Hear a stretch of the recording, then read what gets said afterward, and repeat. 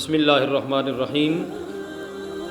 حضرات، آج کل سوشل میڈیا کے اوپر نیٹ پہ اور فیس بک وغیرہ پہ آپ نے دیکھا ہوگا کہ یہ خبر بڑی مشہور ہو چکی ہے کہ جی آپ قرآن پاک کھولیں تو اس میں سے ایک بال نکلے گا اور وہ منہ مبارک یعنی حضور علیہ الصلاۃ والسلام کا وہ بال مبارک ہے۔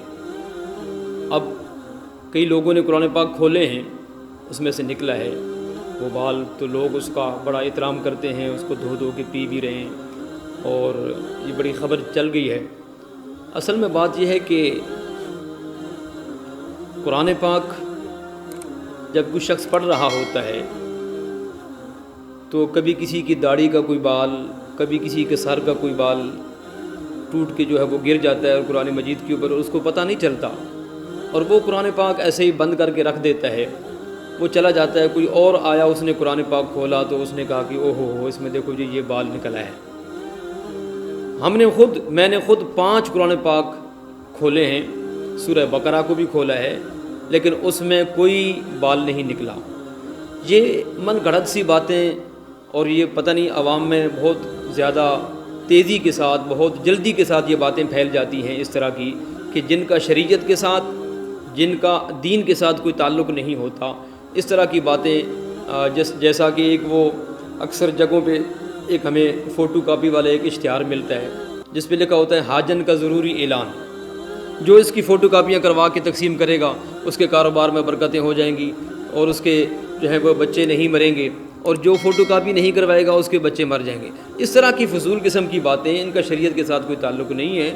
تو یہ بال کبھی کہیں اڑ کے بھی آ سکتا ہے قرآن پاک میں، کہیں فرش پہ پڑے ہوتے ہیں، کہیں قالین پہ، کہیں صف کے اوپر، دری کے اوپر پڑے ہوتے ہیں تو وہ وہاں آ جاتے ہیں۔ ایسی کوئی بات نہیں۔ اگر 1-2 آدمیوں نے قرآن پاک کھولے ہیں اور اس میں سے اگر کوئی جو ہے وہ بال نکل آیا ہے تو یہ جی کسی بزرگ کا بال ہے یا حضور علیہ الصلاۃ والسلام کا بال مبارک ہے، یہ ایسی کوئی بات نہیں ہے۔ یہ اس کا شریعت کے ساتھ کوئی تعلق نہیں ہے۔ ایسی باتیں نہ پھیلائیں، نہ ان کی طرف کوئی توجہ دیں۔